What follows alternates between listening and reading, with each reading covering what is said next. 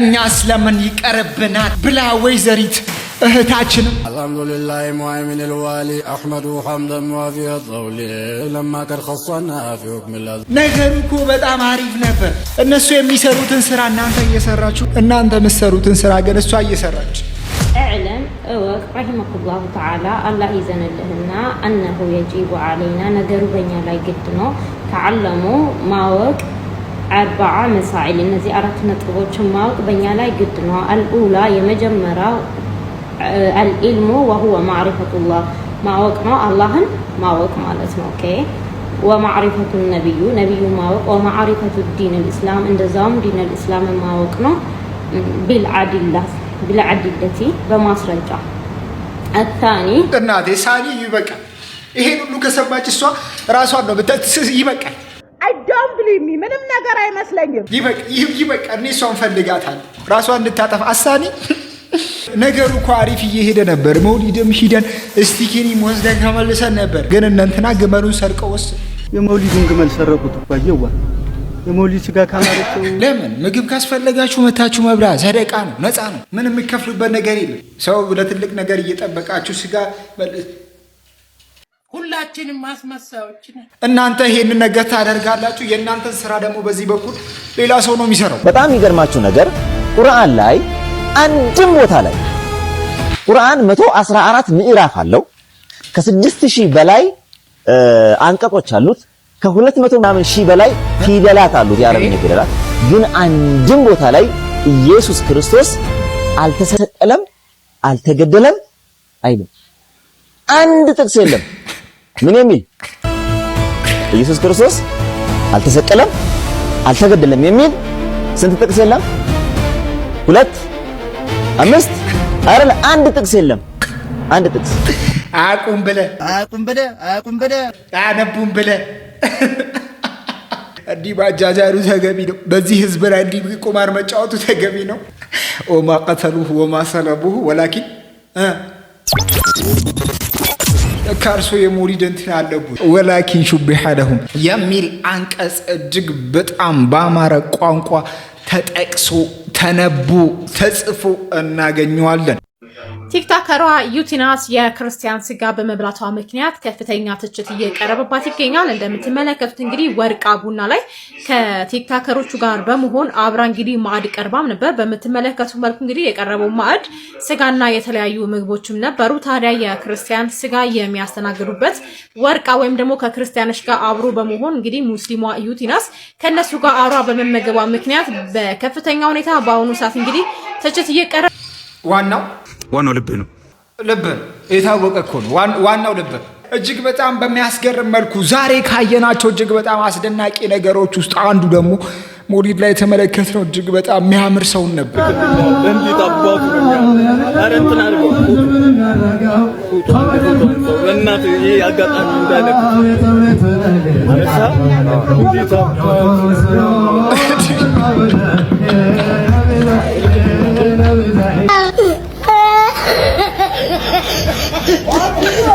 እንዴት አባቱ እንደሚያምር እያለ ነበር ግዴታ ነው ሞሊድ እንደሚቻል ማስረጃ አምጡ ሲባሉ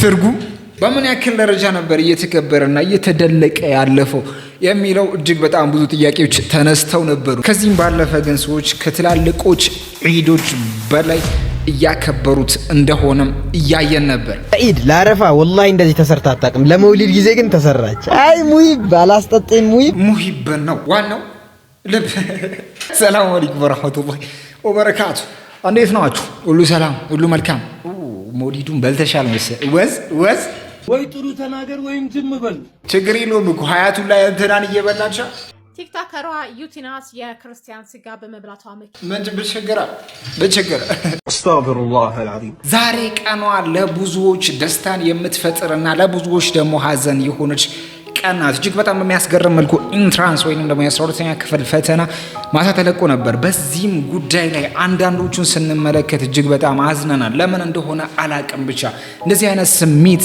ከባድ እንደሆነ ይገባናል። ነገር ግን ይሄ ብቻ እኮ አይደለም፣ መንገዳችን ይሄ ብቻ አይደለም። ትምህርት ነገሮችን እንዴት አንደርስታንድ ማድረግ እንዳለብን የምንማርበት ቦታ እንጂ ህይወታችን የምንመራበት የህይወታችን መንገድ አቅጣጫ እንዳልሆነ ልታውቁ ይገባል።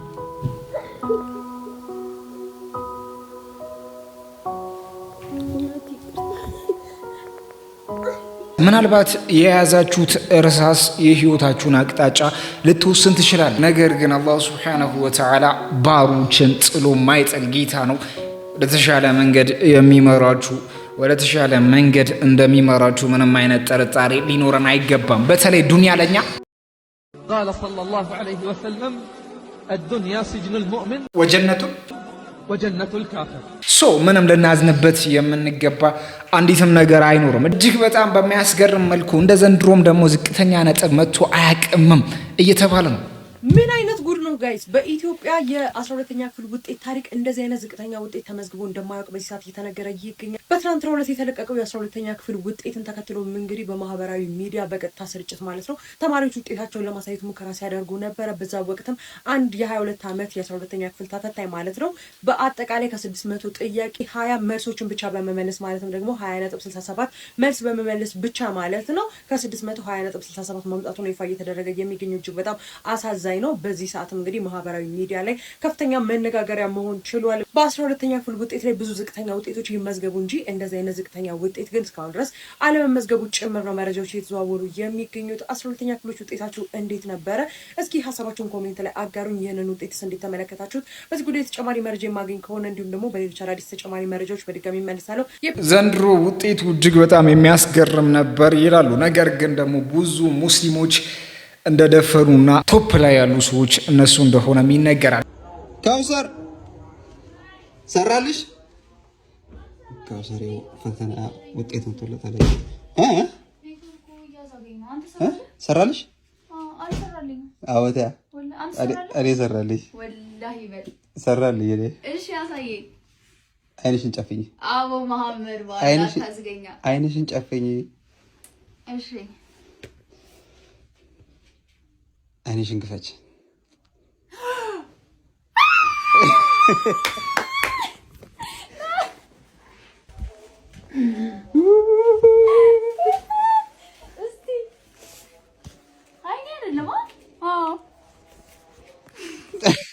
እንግሊዘኛ 95፣ ማቴማቲክስን 90፣ አፕቲቲዩድን 75፣ ፊዚክስን 86.67፣ ኬሚስትሪ 91.25 እና ባዮሎጂ 86። እህታችን ይሄንን ነጥብ አመታለች። እጅግ በጣም ኩርተንብሻል። አጠቃላይ ነጥብ 523.92 በማምጣት አቨሬጅ ከመቶ ደግሞ 87.32 አመታለች። እጅግ በጣም አስገራሚ ውጤት ነው። ማትሪክ 14 አምጥተ እየተሰደድክ የአላሙዲ መኪና ሲገጭ አልተወኝም ነበር በነዲድ በረሃ።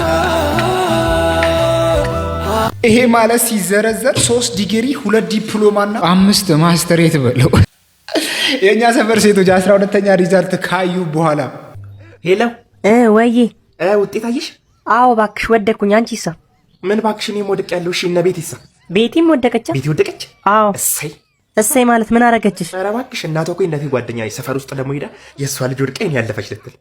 እሺ ሰብለስ? ሰብለ ሪሚዲያል አገኘች? አዎ እሷ ሪሚዲያል ሲሆን ሰብለ አንብባለች፣ ትንሽም ቢሆን አንብባለች ሰብለ። ይሁን እሺ። ወይኔ ጉዴ! ግን እሺ እኛ ምን ልንሆን ነው አሁን?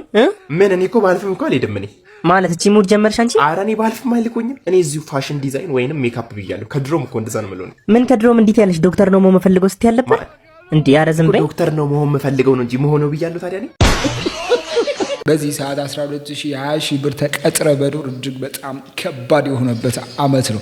ነገር ግን ትምህርቱ እጅግ በጣም ወሳኝ ነው። ልጆቻችን መማራቸው ግዴታ ነው። ልጆቻችንን ተምረን ማስተማር ግዴታ ነው። አለመማርንም ደግሞ አታድንቁ። 9 ሲደመር 1 ስንት ነው? እኔ መደመር አትጠይቅ። እሺ አንቺ 90 99 ሲደመር 1 99 ሲደመር 1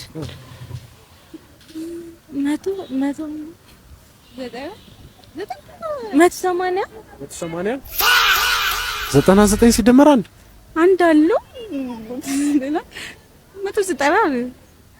99 ላይ አንድ ሲጨምሩ 100 ነው እንጂ እንዴት ነው? 100 ነው እኮ እና አንቺ 100 ስንት ነው?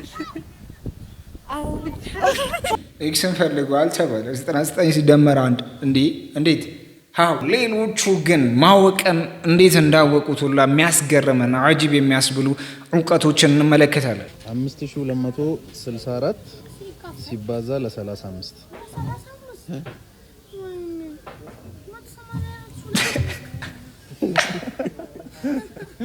እሺ እቺ ተራኩናት እቺ ላንቺ ተራ ነች። እሺ 25264 ሲባዛ 99600 አይ 965 በቃ ቀለል ለለ 25264 965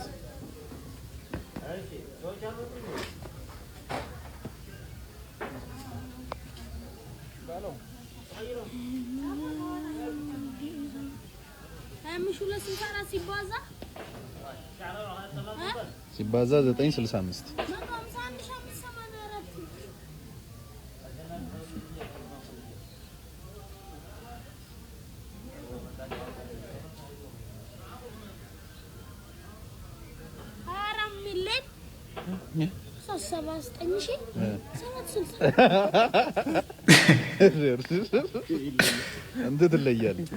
አንተ ትለያለህ ምንም የምታይቀው በቃ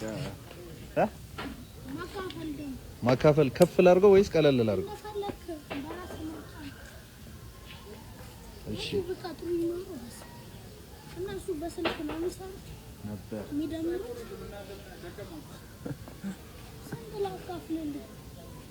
እሺ 965000 ሲካፈል ለ456 2100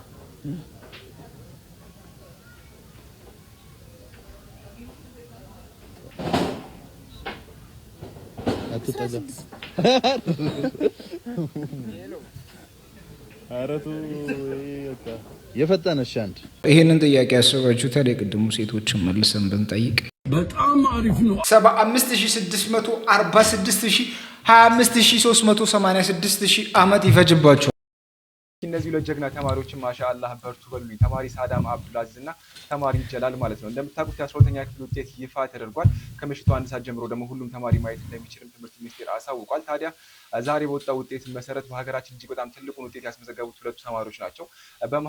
በማህበራዊ ሳይንስ ተማሪ ሳዳም አብዱልአዚዝ 576.25 አካባቢ አምጥቶ በማህበራዊ ሳይንስ አንደኛ ከሀገር መውጣት ችሏል። እንዲሁም ደግሞ እዚህ ጋር የምትመለከቱት ደግሞ ተማሪ ጀላል ደግሞ 591 በማስመዝገብ ከተፈጥሮ ሳይንስ ከናቸው። ብዙ ቦታዎች ላይ እኛ ጉለት አለን። በፓርላማው ላይ ብንሄድ በተለያዩ ቦታዎች ላይ ጉለት አለን። እነዛን ጉለቶችን ለመሙላት ግዴታ የተማረ ማህበረሰብ ያስፈልገናል። ትምህርት አይጠላም። አንቺ ደግሞ እንደሰማሁት ሀበሻ ወንድ አላገባም እያልሽ ምን ሰማሁ?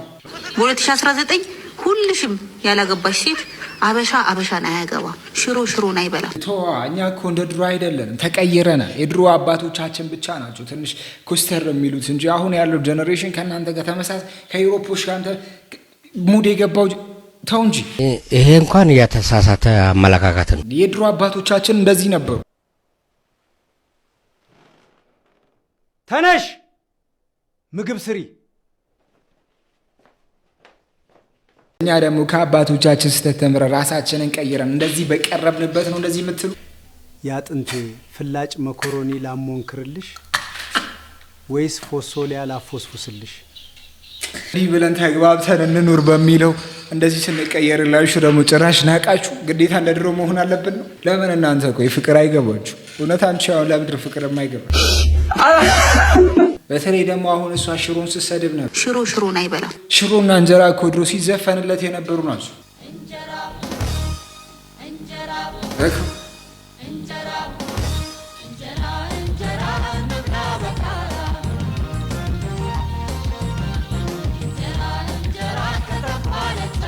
እንብላ ብለን በጋራ ዘፍነንለት፣ ያውም ደግሞ አንቺ ነሽ የዘፈንሽው። አስተግፊሩላህ አልዓዚም። ዘፍነንለት ዛሬ ደግሞ ተመልሰሽ እንጀራ በሽሮ ምናምን ተው እንጂ ደግሞ አሉ የሷ ሚስጥር ያወጡ የነበሩ ሰዎች ባለቤቷ በታክሲ ሲሄድ አይተናል አሉ።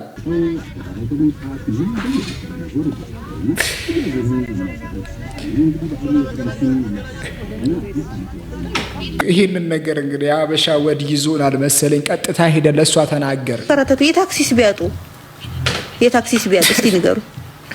የታክሲ ቢያጡ ደግሞ በእግራቸውም ሊሄዱ ይችላሉ። ስለዚህ እኔ ስለራሴ ህይወት ነው ምኖረው። ያርግልኝ አያርግልኝ እናንተ ብዙ ማታውቁት ነገር አለ። ግዴታ ሁሉንም የሰው ህይወት ውስጥ ጎርጎራችሁ ገብታችሁ ማወቅ የለባችሁም። ግዴታ ሰው ምን ይለኛል ብዬ እናንተ ትታዘቡኛላችሁ ብዬ መኪናዬን አንስቼ መስጠት አለብኝ እንዴ? ለኔ ቢል ለምን የታክሲ አቶ በእግሩ አይሄድም እኔ ምን አገባኝ እያለች ለባሎቻችን አሁን እንዲህ መሆናችን ደግሞ እኮ እሱ የመጀመሪያው ሚስት ከሷ ትበልጣለች ብሎም የሚያወሩ ሰዎች አሉ። በቁንጅና እንደምትመለከቱት እሷ ትበልጣለች የመጀመሪያ ሚስቱ ወይንም ደግሞ አረብ ትመስለኛለች። አይ ቲንክ እሷ ትበልጣለች ብለን ሄደን ለሷ ለገር እሷ ቆንጆ ናት ምናምን የምትሉት አልናደድም። እኔ ውዶች እኔም ለራሴ ቆንጆ ነኝ፣ እሷም ለራሷ ቆንጆ ናት። አላህ ቆንጆ አድርጎ ሁላችንንም ፈጥሮናል። ሲጀመር አንቺም ቆንጆ ነሽ፣ ግን አስተሳሰብሽ አንዳንድ ቦታ ላይ ወንዶችን በጣም እየጮከነና ወንዶች በጣም በሚያሳዝን ሁኔታ እየተራመድሽ ነው። ይሄ ነገሩ ግን መቀነስ አለበት። ለባሏ ደግሞ እጅግ በጣም የሚገርም ሰው እንደሆነችም ይታያል። አድናን ይባላል 48 አመቱ ነው። እንደሚስቱ ጎበዝ አይደለም፣ ራሱን አይንከባከብም። እግሩን ይዩት እንዴት እንደተሰነጣጠቀ። ረጅም ሰዓት በስራ ምክንያት ስለሚቆም እግሩ እየደረቀና የተሰነጣጠቀ ነው። በኑባሺያ በተር ደግሞ ቆንጆ አርጋ እግሩን ከዚህ ወደዚህ እንቀይረዋለን። ከባለቤቴ ባህሪ የማልወደው ነገር ራሱን በደንብ አይንከባከብም። እኔ እንደምፈልገው ያለኝ አማራጭ ከልጆቼ ቀጥሎ እሱንም እንደዚህ መንከባከብ ነው። የዛሬውን ያርገውና ያኔ ልጆች ሳይኖሩ በፊት በጣም ነበር መንከባከቡ። አሁን ደግሞ ትንሽ ቀንሶበታል፣ እሱም ከፍቶታል።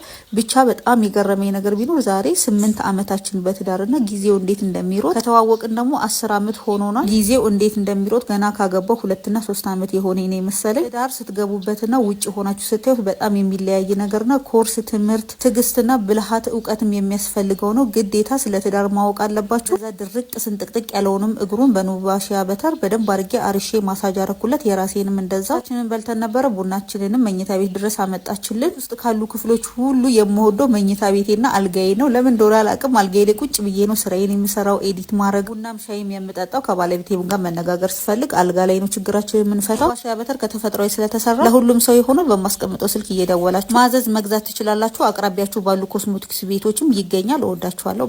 ሲጀመር የባልና ሚስትን ችግር የሚፈታው አልጋ ነው። ግን እንዳሰብሽው አይደለም። እኔ የለሁበትም እንደዛ ራስ እኔ በውይይትና በንግግር የሚፈቱ ነገሮችን ብቻ ነው ያልኩት። ገነት የምትገባ መስሎሃል እንደዚህ እያሰብክ? እሺ ሌላኛው አልጋስ? አልጋ ወደ አልጋ ከመሄዴ በፊት የማረገውን ዝግጅት ላሳያችሁ። ሰላም የኔ ወዶች እንዴት ናችሁ? ሻወር ካልወሰድኩ ሻወር ወስዳለሁኝ። ሻወር ውስጤ ከጨረስኩኝ በኋላ ፊቴን እታጠባለሁ። ፊትሽን በምን ነው የምታጠቢው ትሉኛላችሁ? በሴራቪ ነው። ፊቴን ከታጠብኩ በኋላ በፎጣ አዳርቀዋለሁኝ። ሁሌ ወደ መኝታዬ ከመሄዴ በፊት ጸጉሬን ለ2 ወይ ለ3 እሰራዋለሁ። በተአምር ተንጨባርሬ መተኛት አልፈልግም። ተንጨባርሬም እንደኝ አልፈልግም። ይሁት እዚህ ጋር እያሳየኋችሁ ነው። ለ6 ራሴ ሰርቼው ነው ሁሌ ሰርቼው ነው ጸጉሬን የማድረው። ከዛ ደግሞ ጥርሴን ቦረፍኩ። ጥርሴን ስቦርሽ ጥርሴን ብቻ አይደለም ምላሴንም በደንብ ጽድት አደረኩት። ለምን ሙሉ ቀን ስንበላበት የዋልነው ምላሳችን ብዙ ነገሮችን ስለሚይዝ በደንብ መጥራቱን ካረጋገጥኩ በኋላ ሴታፊል ነው የምጠቀመው ሞይስቸራይዘር። ፊቴ ሞይስቸራይዘር ከተቀባሁኝ እንደዚህ በደንብ እሽት ካረኩት በኋላ መኝታ ቤቴን ወደማይቀረው ቆንጆ ለሽታ ለመኝታ የማይከብድ ስፕሬ ነፋሁበት። በዚህ በስፕሬ ብዙ ተነጋግራቸዋል። በጣም ነው የሚጣፍጠው። ገዝታችሁ ተጠቀሙት። ከዛ ቆንጆ ለሰስ ያለ እንቅልፍ የማይረብሽ ሎሽን ቀባለሁኝ እጄን። ከዛ ከንፈሬን ቫዝሊን ተቀባው። ጧት ስነሳ አይደርቅም፣ ለስለስ ይላል። ከዛ ቦዲ ስፕሬ ተቀባሁኝ። ሁላችሁም ሴቶች ባሎቻችሁን ወደ መኝታ ስትሄዱ በአዲስነታችሁ ታደርጉት የነበሩትን ነገሮች አታቋርጡ። ለመሰለቻቸትና ለክፍተት ቦታ አትስጡ። ፍቅራችሁ ልክ እንደ መጀመሪያው አርጋችሁ እደሱ። የእኛን ክፍተት እንሙላ፣ ወንዶቹ ደግሞ የእነሱን ይወጡ። ወዳቸዋለሁ ባይ።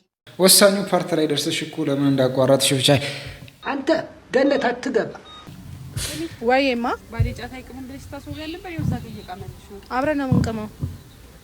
ሲጋራ የሚጠጣ አብረን ነው የምንጠጣ። የኔ ውድ ሲጋራ ጋንጃም ይስባል። ነይ አብረን ነው የምንስመው። አንቺ ባልና ሚስት መሀል ወሬ አታመላልሻልኩ። ቆንጆ ሚስት፣ የተማረች ሚስት። የሰው ወሬ ከሰማችሁ በጣም የመጣላታችሁ ቻንስ እጅግ በጣም ሰፊ ነው። እንኳን የሰው ይቅርና የቤተሰቡን ከሰማችሁ ከሆነ እናንተ ሁለታችሁ የመግባባታችሁ ቻንስ እጅግ በጣም ጠባብ ነው።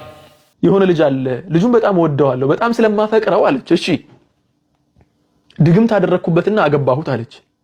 20,000 ጂኒያ ወይ ደግሞ ብር ከፍዬ ድግምት አደረኩበትና ልጁን ወሰድኩት አለች። ሚስት ነበረችው። ሚስቱን ፈቶ እኔን አገባ። ከዚያ በኋላ ሚስቱ ደግሞ ለኔ ይሄን ነገር የሰራልኝ ሰው ጋር ሄዳ ስንት ብር ከፈለች? 20,000 ብር አይደል እሷ ያሰራችው 50,000 ብር ከፈለችና እቺኛዋ ደግሞ ባሏን ወደሷ መለሰች። ሁለተኛዋ በድግምት ማለት ነው። በድግምት ተቀማሙ ማለት ነው ባልን። ከዚያ በኋላ እኔ አሁን የመጣሁት አለች ያንኑ ድግምት ያደረገልኝ ሰውዬ ጋር ሄጄ ተስማምቼበታለሁ። 70,000 ብር ነው 60,000 ብር ነው ያለችው። ተስማምተናል ጨርሰናልና ከባንክ ቤት ብድር በወስድ በሸሪዓ ሐራም ይሆናል ወይ ብላ ልጠይቅ መጣች። አስባችሁታል? ከባንክ ቤት ብድር ብቀበል ሐራም ይሆናል ወይ? ይሄ ድግምት ማድረጉ ምን ማድረጉ ኖርማል ነው። የተበላሸው የሰውየው ህይወት ምንም ማለት አይደለም። ይሄ ኖርማል። ከባንክ ቤት ብር መቀበሉ እንዴት ይታያል በኢስላም? ሸይኹ መመለስ አልቻሉም። ምክንያቱም እንዴት አድርገህ ነው የምትመልሰው? እንትና እኮ ነው አንደኛውስ ምን እንዳላልሰማችሁ ሱብሃንአላህ። ይሄኛው ደግሞ ወላሂ በጣም ይገርማል። حتى ይሄ اخبار الحمقى والمغفلين የሚለው ኪታብ ላይ አለ መሰለኝ፣ እሱ ላይ መሰለኝ ልጅቷ ከዚና አረገዘችና ከዚያ በኋላ ሰውየው ፍርድ ቤት ቀረበ፣ ቃዲ ጋር ቀረበ። ቃዲ ጋር ሲቀርብ ምንድነው አንተ ለምንድነው ይሄን የመሰለ ኃጢያት የሰራው ምናምን ተብሎ ተጠየቀ። ላ ቃዲ ጋር አይደለም፣ እስር ቤቱ ውስጥ ከሱ ጋር የታሰረ አንድ ዒልም ያለው ሰው አለ እና እሱ ጋር ቁጭ ብለው እያወሩ አሉ። ቆይ አንተ ግን ወንጀል መስራት ካልቀረ ለምን ወንጀልህን ለሶስት አረከው? ራስህን በድለህ ልጅቷን በድለህ የሚወለደውንም ህፃን እኮ በድለሃል አለው። ሶስት ነገር ነው ሊንኩ። እንዴት ይሄንን ሶስት ነገር በአንድ ላይ ትበድላለህ? ለምን አንደኛህም በቃ ወንጀሉን ከሰራ በኋላ ለምን የዘር ፈሳሽህን ውጭ ለምን አላፈሰስከውም አለው። አዝል ነው የሚባለው። ለምን አዝል አላደረክም አለው። ወላሂ የሆነ ጊዜ የሆነን ሼክ ሳዳምጥ የዘር ፈሳሽን ውጭ ማፍሰስ የተጠላ ነው ወይ ደግሞ መክሩህ ነው ሲል ሰማሁታል። ላ ሐውለ ወላ ቁወተ ኢላ ቢላህ። አንተ ከባኢረ ዙኑብን እየሰራ መክሩህን አይ ይሄ መክሩህ ነው ይሄ የተጠላ ነው ይሄ ምናምን ነው ልታማርጥም ያምራል አለ።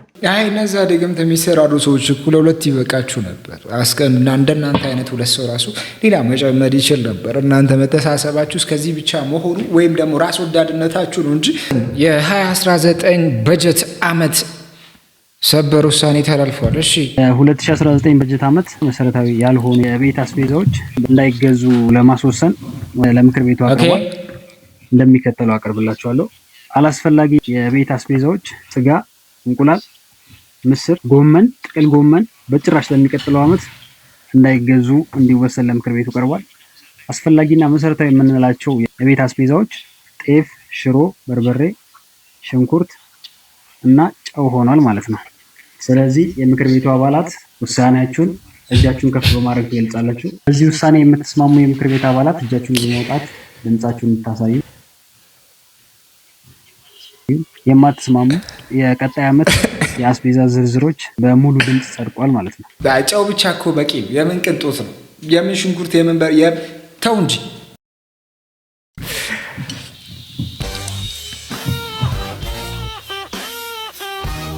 ወንድሜ ተጠንቀቅ፣ ሀባብ ሴት ሆኖ መጥቶልሃል። አንተ አገኘሁ ብለህ ጀንጅን ልታሳምን ስትል ልጅቷ ምንድን ናት? ትሩት ነው ምንም አታመጣም። አሁን እንደውም ኦርደር አድርጉ በሙዝ እየሰራችሁ ደግሞ ቁጭ የሆነች ስትወቅር ነው የምትመስለው። ሀባባ በጌታ በኢየሱስ ጀንጅነሽ መጨረሻ ላይ እቺ ልጉም ናት አታውራም እንደ ብለህ ነቀዝ ታረግ ትሩት ሀባብ በጌታ በኢየሱስ። ኧረ የመጨረሻ ዘመን እየመጣ ነው። ወንድ ልጅ ጸልይ ውጣ ከቤት ጸልይ ውጣ። ኢን ዘ ኔም ኦፍ ጂሰስ ወጋው መካፊ አርቲስቶች በደናት ፍሩት ናት። ለጀለስ ባገኘው ነገር ተሳፍረና ሂሳብን ይከፍላለሁ ስትለው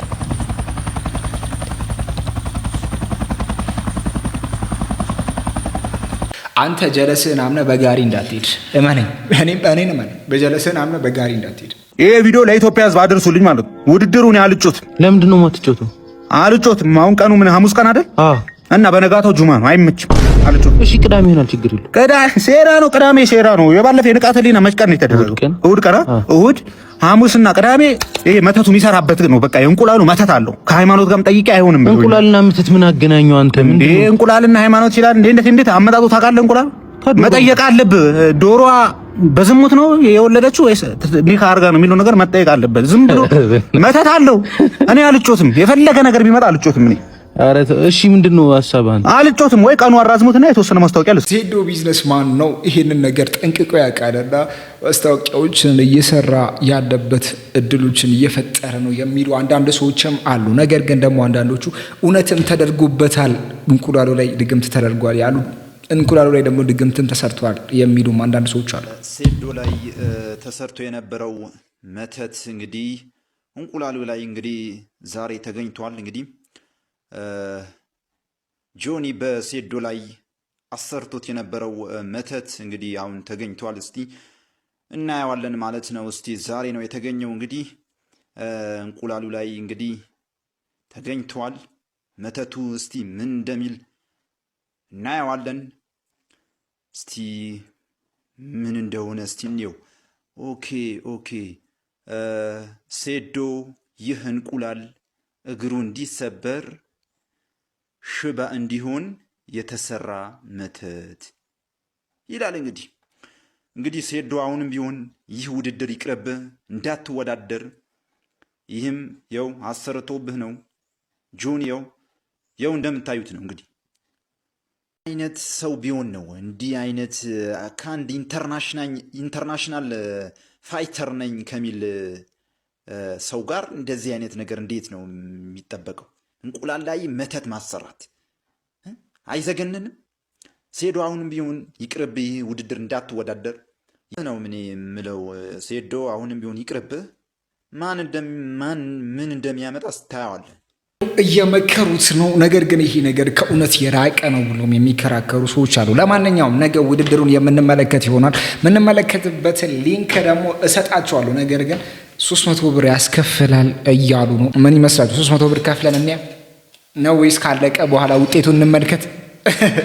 ለምሳሌ አያችሁት? በሬ ነው። ቀንዱን ይዩት። አያችሁት? ቀንዱን። ሁለተኛው በሬ ቀንዱን ተመልከቱት። እዚህ ጋር ደግሞ ምን አለ? ቀንበር አለ ማለት ነው። አያያዥ እዚህ ጋር በሁለቱ በሬዎች መካከል አንዱ በሬ ወደዛ ነው፣ አንዱ በሬ ወደዚህ ነው። በመካከል ምን አለ? ቀንበሩ አለ። እሺ፣ በዚህ ጉዳይ ላይ ሐሳብ አሉት ወይዘሪት? ታካችሁ ልታብራሩ።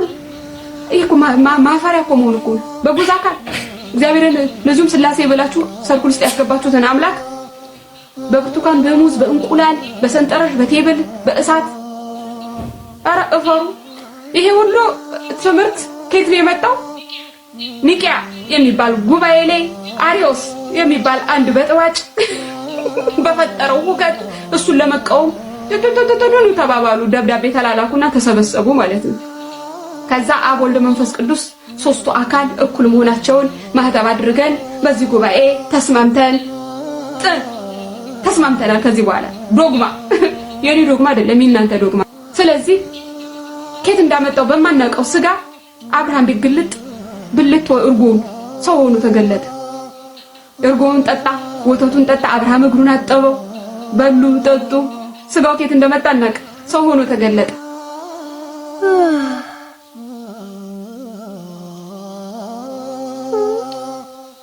ቢስሚላ አብ ማለት አሁን ነው። ካነበብን ብዙ ነገር እንመለከታለን። እጅግ በጣም በሚያስገርም መልኩ አንድ በቲክታክ ላይ የምናውቀው ቁርአንን በመቅራት የሚታወቀው አንድ ወንድማችን አለ። እሱ ወንድማችን ላይ ችግር ተገኝቶበታል ብለው የሚያወሩ አንዳንድ ሰዎች አሉ። ሰላም አለይኩም፣ እንዴት ናችሁ? ይሄ ልጅ ቁርአን ሲቀራ ነው እዚህ ጋር የምናውቀው። ይሄ ወንድማችን ካልተሳሳትኩኝ ሀፊዝ ነው ይመስለኛል። አላህ አለም ብቻ ቁርአን ሲቀራ ነው እኔ የማውቀው። ብዙ ጊዜ ላይክ አድርጊ ሼር አድርጊ ታልፋለሁኝ። ምንድነው የተፈጠረው? ሰሞኑን አንድ የስራ ማስታወቂያ ፖስት ያደርጋል። የማስታወቂያ ቪዲዮ ፖስት ያደርጋል። ቪዲዮን አስገባላችኋለሁ። አጋጣሚ ስክሮል ሳደርግ ነው ያየኋት እህታችንን ቪዲዮ ፖስት ያደርጋል። የስራ ማስታወቂያ ማለት ነው። እህቶችን እፈልጋለሁ፣ በደንብ ነቃ ያለች ጎበዝ ልጅ፣ ቀልጣፋ ልጅ፣ ላይቭ ላይ የምትሰራ ሰራተኛ እፈልጋለሁ ብሎ ፖስት ያደርጋል። አንድ እህታችን ደግሞ እቺ በምስሉ ላይ የምታዩት እህታችን ደግሞ እፈልጋለሁ ምናምን ብላ ታናግረዋለች በውስጥ ማለት ነው። ከዛ ምን ቢላት ጥሩ ነው ፎቶሽን ማየት ፈልጋለሁኝ ኢንቦክስ ላኪልኝ ያለ ፊልተር ምናምን ፎቶሽን ማየት ፈልጋለሁኝ ምክንያቱም ቆንጆ ሴት ነው የምፈልገው ቆንጆ ያልሆነ ሴት አልፈልግም ይላታል ማለት ነው። እቺታችን ደግሞ ምን ትላለች? እኔነቴን ስራዬን ጉብዝናዬን ካልሆነ መልኬን ለመሸጥ ከሆነ የፈለከው እኔ አልፈልግም ስራውን ትልና ቪዲዮ ትሰራበታለች። ቪዲዮ እሷ ስትሰራበት እሱ እንደዛ ከማለቱም በላይ በውስጥ ገብቶ ሱብሃንአላህ ብሎ ኮሜንት ይሳለቅባታል ማለት ነውና አንዳንድ አደብ ያላችሁ የምትመስሉ ግን ደግሞ አደብ የሌላችሁ ወንዶች ሙስሊም ወንድሞች ባካችሁ ነገር አታድርጉ። አሁን እቺን እህትን አንተ አንድ ሴት የፈለከው መልኳን አደባባይ ላይ ብለ ገብታ መልኳን እንድትሸጥ በመልኳ ስነግድ ነው የፈለከውና እባክህ ሴት መሆኗ ጎበዝ መሆኗ ቀልጣፋ መሆኗ ለንግድ መልክ አይደለም ዋናው ነገር ቀልጣፋ ጎበዝ ልጅ ከስተመር ያያዟ ጥሩ ከሆነ የምትግባባ ከሆነ ቀልጥፍ ብላ የምትሸጥ ከሆነ መልኳን ለምን ፈለከው የሚለው ጥያቄ መጠየቅ ፈልጋለሁ። አላህ ለሁላችንም ቀልብ ይስጠን። ቪዲዮ ድንግል ልጋብዛችሁ። ሰራተኛ ፈልጋለሁ ጥሩ ደሞዝ ከፍላታለሁ። እሺ ሰላም አለይኩም ወራህመቱላሂ ወበረካቱ። እንደሰማችሁት ነው ቪዲዮውን። ይሄኛውም ባየሁት ጊዜ በውስጥ በኢንቦክስ አዋርቸው ነበረ ስራ እንደምፈልግም ነገርም ነበር ግን እሱ የላከልኝ ቮይስ በጣም ነው ያስገረመኝ። እሺ ቮይሱን ሰምታ ነው እንመለስ። ኦኬ መርሃባ እኔ የምፈልገው ቆንጆ መሆን አለባት መስፈርቴ ነው። ምክንያቱም ላይቭ ላይ ገብታ ስትሸጥ ቆንጆ መሆን አለባት። ሰው ማትቸገሪ ከሆነ ፎቶሽን ፊልተር የሌለው ፎቶ ብትልኪልኝ ፕሊዝ። እሺ እንደሰማችሁት ነው ቮይሱ። እንዴት ነው አንድ ሴት ልጅ ችሎታዋ እንጂ ውበቷ ሊታይ የሚችለው? ስራ የመስራት ችሎታ ካላት ውበቷ ግድ አስፈላጊ አይመስለኝም በእኔ በኩል። ሲቀጥል ደግሞ ስንት እህቶቻችን ስራ ፈልገው ውበት የሚታይ ከሆነ በቃ ላያገኙ ነው ማለት ነው። እና በእኔ በኩል እኔ እንደማስበው እንጃ አንተ እያደረክ ያለከው ነገር ትክክል አይመስለኝም። በዚህ ጉዳይ ላይ ምን ትላለህ ብለን ወንድማችንን ጠይቀነው ነበር። እሱ ምላሹን በእነዚህ አይነት መንገድ መልሶልናል። አፉ በሉኝ አንድ እስኪ ይሄን ቪዲዮ እንመልከተው። ስለምታዩት እህታችን ደግሞ እፈልጋለሁ ምናምን ብላ ታናግረዋለች በውስጥ ማለት ነው። ከዛ ምን ቢላት ጥሩ ነው ፎቶሽን ማየት ፈልጋለሁኝ ኢንቦክስ ላኪልኝ ያለ ፊልተር ምናምን ፎቶሽን ማየት ፈልጋለሁኝ ምክንያቱም ቆንጆ ሴት ነው የምፈልገው ቆንጆ ያልሆነ ሴት አልፈልግም ይላል። ያው እንግዲህ እንዳያችሁት ነው ቪዲዮ ይመስለኛል። እኔ ስህተት አልመሰለኝም ነበረ ግን ኮሜንቶቹን ገብቼ ሳይ ብዙዎቹ ስህተት እንደሆነ እየተናገሩ ያሉት ሰው ተሳስቻለሁ ማለት ነው። ስለዚህ አፉ በሉኝ። ይሄን አፉታ መጠይቃችሁ በጣም ለምታከብሩኝ ለኔ ትልቅ ቦታ ላላችሁ ቁርአን ስቀራ ነው የምታውቁኝ ወደፊትም እቀጥላለሁ ኢንሻአላህ። ስለዚህ ቁርአኔን ብላችሁ ፎሎ ላደረጋችሁ ለምታከብሩኝ አድናቂዎቼ አፉ በሉኝ። እኔ ስህተት መሆኑን አላወቅኩም። አንድ ሁለተኛ አንድ ሴት ሙተነቀይ ካልሆነች ፎቶዋን ብትልክ ችግር የለውም ብዬ ነበረ ግን ስህተት ነው። እሺ መርሐባ ስህተት ከሆነ አጥፍቻለሁ በአላህ ስም። ኦኬ ያሰበው ነገር እንደዚህ እንዳልሆነ በብዙ ቪዲዮዎች ያስረዳ ነበረ። ስራው የሚፈልገው ሰዎችን አትራክት ለማድረግ ሰዎችን የበለጠ ለመሳብ የሚያስፈልገው መስፈርት የመጀመሪያው እንደዛ አይነት ነገር ለማብራራት ፈልገው ነበር። ሰዎች ኮሮና ተመልሷል እና ኮቪድ has made a comeback እየተባለ ነው። ይህን ቪዲዮ ለብዙ ሰዎች ላኩላቸው። ዜናው ራሱ ኮቪድ has made a comeback የሚል ነው። አሜን ያሳወቀው አሜሪካ ውስጥ ያለው CDC ሲሆን 47 ስቴቶች ወይም ደግሞ አሜሪካ ውስጥ የሚገኙ 47 አካባቢዎች ላይ የኮሮና መልሶ ማገርሸት እየታየ ነው ተብሎ ነገር ግን ይሄኛው እንደ መጀመሪያው ሲቪል ይሆናል ተብሎ አይጠበቅም። በየአመቱ ሳማይ ላይ እንደዚህ አይነት ሰርጅ ይኖራል። ሁልጊዜ ከፍ ይላል ቁጥሩ ኮቪድ ከጠፋ በኋላ ማለት ነው። ከዛ በኋላ ይስተካከላል ነው የሚሉት። ነገር ግን የዚህኛው ትንሽ ከነበረው ኢሬጉላሪቲ ስለታየበት ነው ኮቪድ has made a comeback የተባለው። ብቻ ግን እንደ መጀመሪያው የማይሆንበት ምክንያት መጀመሪያ ኮቪድ ሲመጣ ምን እንደሆነ አይታወቅም። ሰው እንዴት ዲፌንድ ማድረግ እንዳለበት ስለማያውቅ በደንብ ህዝቡን ጨርሶታል። ነገር ግን አሁን ላይ ያን ተመሳሳይ ነገር ያመጣል ተብሎ አይጠበቅም ሲቪል እንኳን ቢሆን ማለት ነው። በመጨረሻም ብዙዎቹ ሲከራከሩበት የነበረው ስለ ሞሊድ አብዱራህማን አስሱደይሲ የተናገሩት ንግግር አለ። እሱን እንመልከት። بدعة المولد النبوي خاصة فليس عليها دليل من كتاب ولا سنة ولا فعل الصحابة ولا القرون المفضلة. ያው እንደሰማችሁት ነው ኢንሻአላህ። ይሄው ነው በቃ ሐቁ፣ ይሄው ነው እውነታው። በቃ ليس له دليل ولا سنة ولا قرآن ምንም ليس له دليل። በቃ እውነታው ይሄ ነው በቃ። በየጊዜው ያው አንዳንዴ ወንድማማችነትን ለመጠበቅ ምናምን ሲባል በየጊዜው መናገሩም ይደብራልና ያው ሼህ እንደሰማችኋቸው ነው። አሱዳይስ የሳውዲ የመካ ዋና ፕሬዚዳንት ናቸው። ረጅም ዓመት መካን በማሰገድ የምናውቃቸው ኢንሻአላህ። ሳውዲ መካ መዲናም ተመሳሳይ አቋም ነው በዲን አልሐምዱሊላህ። ይሄን ይመስላል። خلاص እና ሞሊድ ሊያከብረው የወጣው ወጣትስ እንዴት ይሁን? ሞሊድ ሊያከብረው የወጣው ወጣት አላህ ለሚሊሻ ያርገው። ቢስሚላህ ረህማን ረሂም። አላህ ላፈሳ ያርገው። ቢስሚላህ ረህማን ረሂም። ወንድመቶች መውሊድ ያካፍሉ። ወላሂ መውሊድ ጃአን ያራዳ ልጆች እና አላህ ለሚሊሻ ያርገው። ይወጣ በመጨረሻም ግን ሞሊድ እንደማይከበር በአንዳንድ ቦታዎች ሲነገር ነበር። ሰበር መረጃ ተሰምቷል። መውሊዱ እንዳይከበር መከልከሉ ተሰማ። ነገ የሚከበረውን 1501ኛው የነብዩ መሐመድ የመውሊድ በዓል በመላው ሙስሊሞች ዘንድ በድምቀት የሚከበር ቢሆንም መውሊዱን ቀን ማክበር የተከለከለ ሲሆን በምሽት በመስጂድ ውስጥ ብቻ ማክበር እንደተፈቀደ የተሰማ ሲሆን በዓሉ በዋና ዋና መስጂዶች ብቻ በሌሊት ማክበር እንደተፈቀደ ተሰምቷል። ይህ ውሳኔ የተላለፈው በትግራይ ክልል ባለው የጸጥታ ስጋት መሆኑን የትግራይ ክልል እስልምና ጉዳዮች ከፍተኛ ምክር ቤት አስታውቋል። በፌዴራል መንግስትና በህወሓት መካከል ባለው ውጥረት እንዲሁም በድሮን ጥቃቶች ስጋት ምክንያት የዜጎችን ደህንነት አደጋ ላይ ላለመጣል ሲባል በዓሉ በአደባባይ እንደማይከበር ተገልጿል። የእናንተን ሀሳብ አስተያየት በኮሜንት በነገራችን ላይ ትግራይ ውስጥ ይከበራል ብዬ አላሰብኩም ነበር እና እዛም እንደተከበረ እየተወራ ነው። ሙስሊሞች እንትን ይላሉ አንዳንድ ጊዜ የእናንተ አምላክ በልቶ ጠጥቶ ባኞ ቤት ሄዶ እንዴት አምላክ ይሆናል ይላሉ። እኔ በጣም የሚገርመኝ የእነሱ ነቢይ በልቶ ጠጥቶ ምን ብሎ ነቢይ መሆን ችሏል። ይገርመኛል። አዎ በላ ጠጣ፣ አዎ እውነት ነው። እኔ የምልህ ማይኩን ማን የሰጠ? ማይኩን ማን ሰጠው ነው? ድንገት ነው የሰጠው እርግጠኛ ነኝ። እናንተም ስሜታዊ ሆነ እንጂ ተረጋግተህ አስበህበት አይመስለኝም ይሄን ንግግር የተናገርከው። ብራዘር በነብይና በአምላክ መካከል እኮ በጣም ብዙ ልዩነት አለ። ልዩነት ጭራሽ አይነጻጸርም። የእናንተ አምላክ በልቶ ጠጥቶ ተኝቶ ተነስቶ የነሱ ነብይ ነብይ ማለት ፍጹም ሰው ነው። ፍጹም ሰው ከሆነ ይበላል፣ ይጠጣል፣ ይተኛል፣ ይነሳል፣ ያገባል፣ ይወልዳል፣ ከፈጣሪ የተቀበለውን መልእክት ለሰዎች ያስተላልፋል፣ ይኖራል። በጊዜው በዘመኑ መስራት የሚገባውን መንፈሳዊም ሆነ ስጋዊ ስራ ሰርቶ ይሞታል። አምላክ ከዚህ ሁሉ ነፃ ነው። እንዴት ነው አምላክነትና ነብይነት የተጋጨብህ?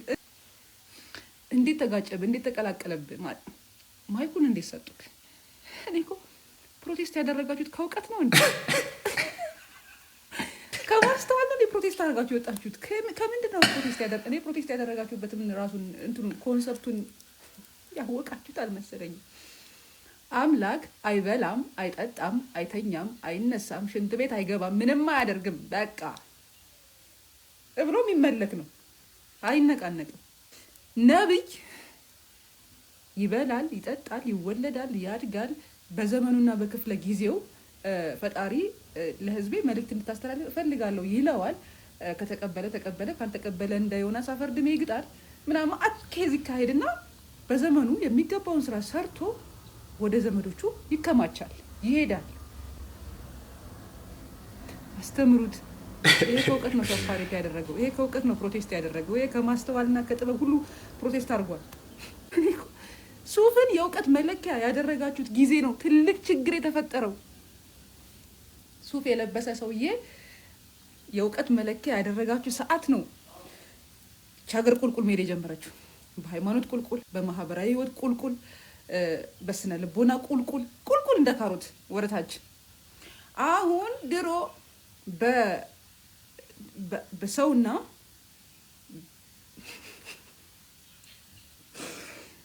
እኔ ራሱ ለማስረዳት ተቸገርኩ። በመንፈሳዊ ዓለምና በስጋዊ ዓለም ያለ ልዩነት እኮ ድሮ እናቅ ነበር። አሁን በነብይና በአምላክ መካከል ያለ ራሱ አያውቁም። አሁን ያሉት እንዴት ያለ ጉድ ነው! እንዴት ነው እየወረዳችሁ ያላችሁት? ፕሮቴስት ያደረጋችሁት ከእውቀት ነው እንዴ? ይሄ እኮ ማለት ነው ህፃን ልጅ ጠርተህ መንገድ ላይ ማለት ነው ፕሮቴስት ያላደረገ ፕሮቴስት ካደረገ ላይመልስላችሁ። ህፃን ልጅ ጠርተህ አምላክ ምንድነው ነብይ ምንድነው ብትለው እኮ ክሊርሊ ይመልስልሃል። ከዛ አለቅናት። ረጅም ታይም አብረን ቆይተናል። ካሁን አብራችሁ ለቆያችሁት አና አንሱን አቴኝ ነኝ ሁሉ ላይ ከይትረሲው